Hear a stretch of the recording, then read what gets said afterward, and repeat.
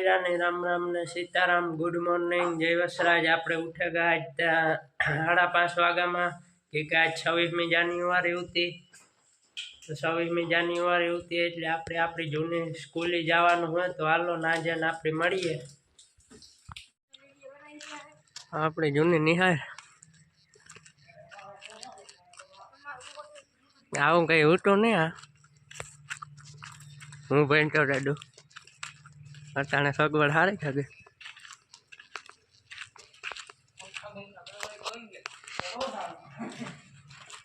હારા પીવાના પાણીનું ને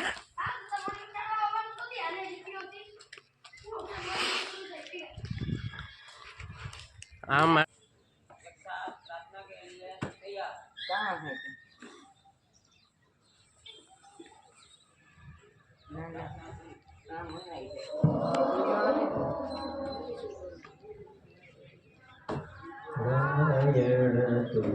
पुरुषोत्तम कुरुतु सिद्ध बुद्ध तु स्कन्द विनायक सविता पावक तु ब्रह्मम जगतु यः शक्ति तु ईशु पिता प्रभु तु रुद्र विष्णु राम कृष्ण तु रवि माता तु वासुदेव वो विश्वरूप तु चिदानंद हरि तु अद्वितीय तु अकाल निर्भय आत्मलिंग शिव तु। ओम तत्सत् श्री नारायण तु पुरुषोत्तम गुरु तु।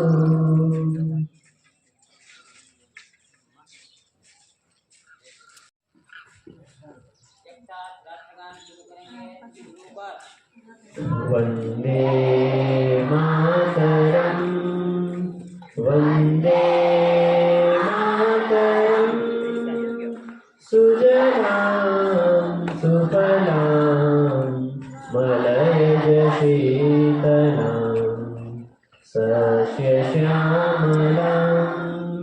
मातरं वन्दे मातरम्। शुभ्रज्योत्स्ना पुलकितयामिनीं फुल्लकुसुमितद्रुमदलशोभिनीं सुहासिनीं सुमधुरभाषिणीं सुखदं वरदं मातरं वन्दे मातरं वन्दे मातरम्।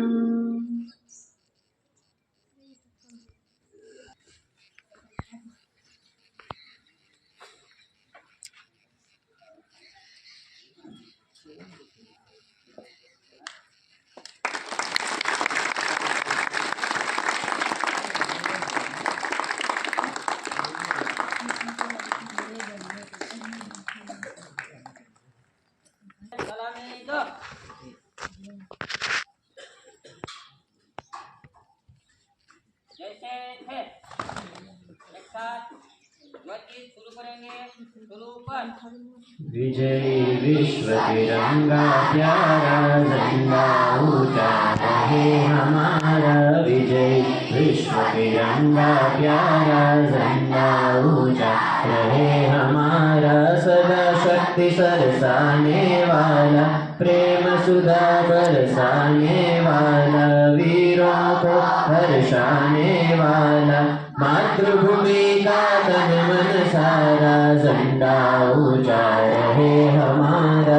विजयी विश्व तिरंगा प्यारा झंडा ऊंचा रहे हमारा। शान न इसकी जाने पाए चाहे जान भले ही जाए। विश्व विजय करके दिखलाए तब होवे प्रण पूर्ण हमारा। झंडा ऊंचा रहे हमारा। विजयी विश्व तिरंगा प्यारा, झंडा ऊंचा रहे हमारा। आओ प्यारे वीरों आओ, देश प्रेम पर बलि बलि जाओ, एक साथ सब मिलकर गाओ।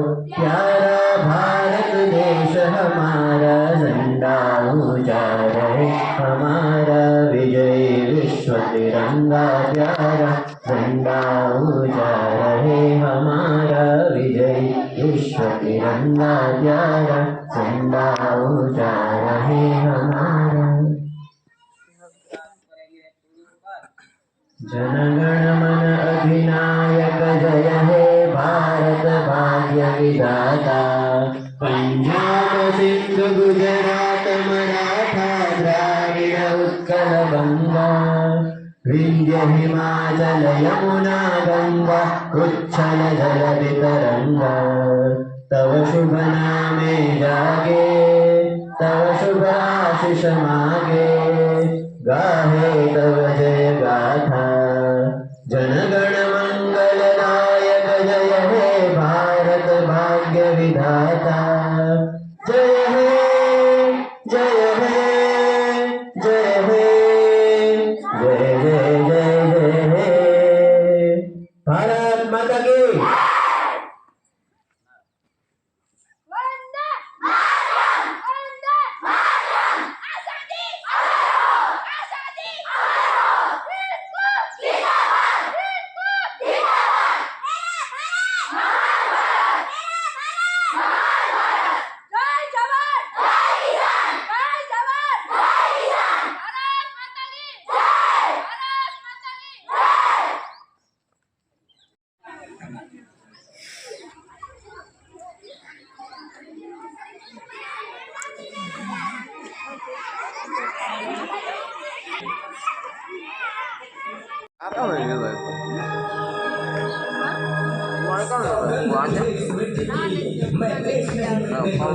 मैं खुद मिट जाऊंगा, लेकिन ये देश नहीं छूने दूंगा।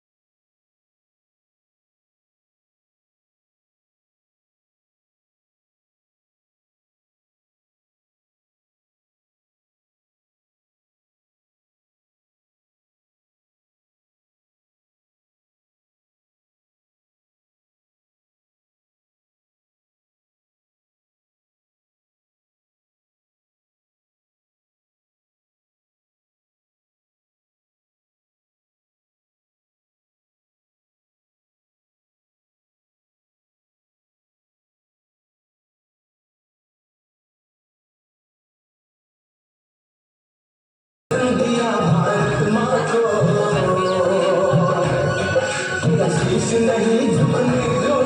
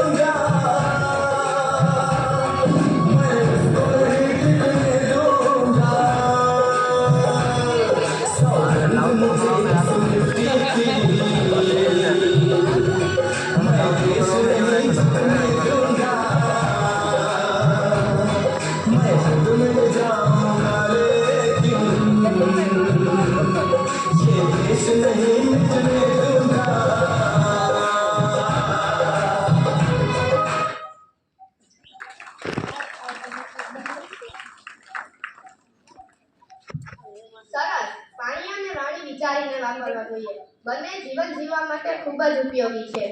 તો પાણીના મહત્વ વિશે આપણને કહેશે એકતાબેન. દિવસે અત્રે ઉપસ્થિત ગ્રામજનો, આચાર્યશ્રી, ગુરુજનો તેમજ વિદ્યાર્થી ભાઈ બહેનો, આજે મને બે શબ્દ બોલવાનો મોકો મળ્યો છે, તો હું તમને પાણી બચાવવા વિશે થોડું કહીશ. કુદરતના વરદાન સમયે ધરતી માતા અને કુદરતના ઉપકરણનો જેટલો આભાર માનવો તેટલો ઓછો છે. આખા બ્રહ્માંડમાં પૃથ્વી જ એકમાત્ર એવો ગ્રહ છે કે પાણીનો ઉપયોગ કરવા લાયક જથ્થો છે. હોય નદી, નાળા કે તળાવ, કુદરતની રહેમની રહે ખાલી પશુ, પક્ષી, વનસ્પતિ અને માનવીનું જીવન એનાથી જ રચ્યું છે. જોયું ને તમે, સમગ્ર જીવન અને સૃષ્ટિનો આધાર પાણી જ છે. આપણી પૃથ્વીના સમગ્ર ભાગના એક તૃતીયાંશ ભાગમાં પાણી અને એક ભાગમાં જમીન છે. આ એક તૃતીયાંશ ભાગના પાણીમાં પણ પીવાલાયક પાણી નથી. ખૂબ જ ઓછું છે. અનાજ વગર જીવન ચાલી શકે છે, પણ પાણી વગર નહીં. આ ધરતીની સપાટીમાં વૃક્ષોની કલ્પના પાણી વગર કેમ કરવી? કારણ કે તેના વિકાસ અને વૃદ્ધિનો આધાર પાણી પર જ છે. કુદરતી તત્વો સંપૂર્ણપણે પાણી પર આધારિત છે. કારણ કે જ્યાં સુધી પાણીનું બાષ્પીભવન થઈ હવામાં ન ભળી જાય ત્યાં સુધી વરસાદ પડતો જ નથી અને તેના કારણે પાક પણ ઓછો છે. અને સૌથી ખરાબ બાબત એ છે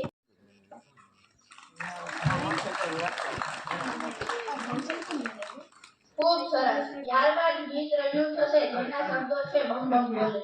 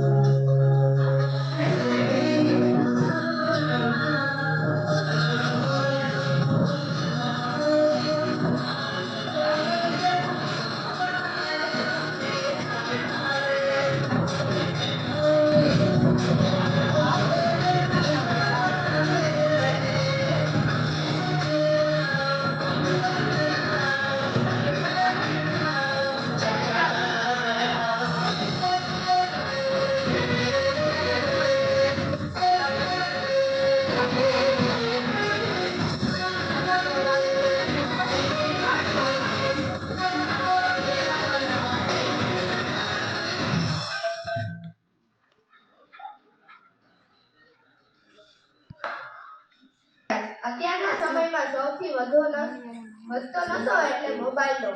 હર કોઈ માણસના હાથમાં મોબાઈલ હોય જ. તેનો ઉપયોગ વિવેક વગર તે ઘણો નુકસાન આપે છે. તે વિશે આપણને કહેશે મિતાલીબેન.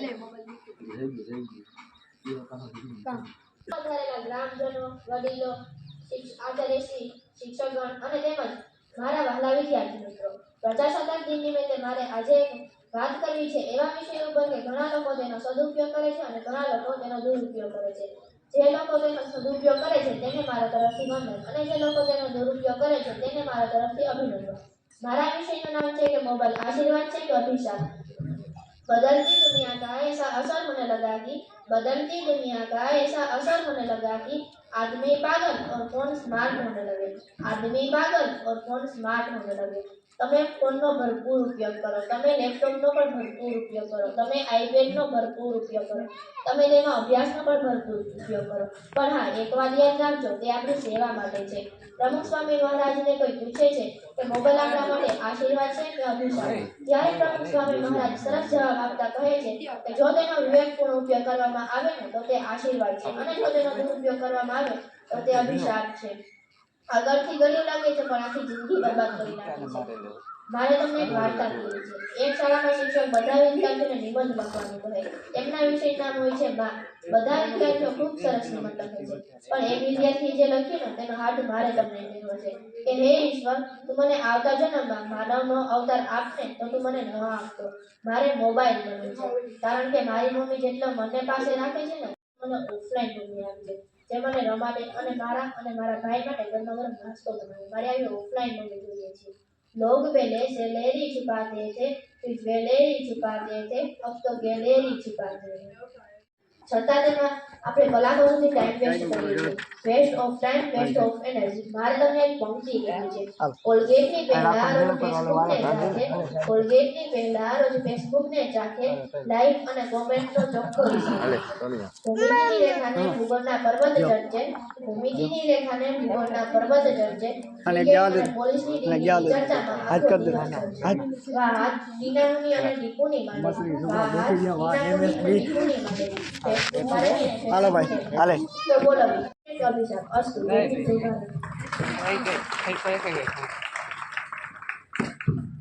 સરસ. ત્યારબાદ નાની બાળાઓ ગીત રજૂ કરશે. તેના શબ્દો છે સંતા સંકેત. હાલે હું બાકી આ ઝડપ કરો.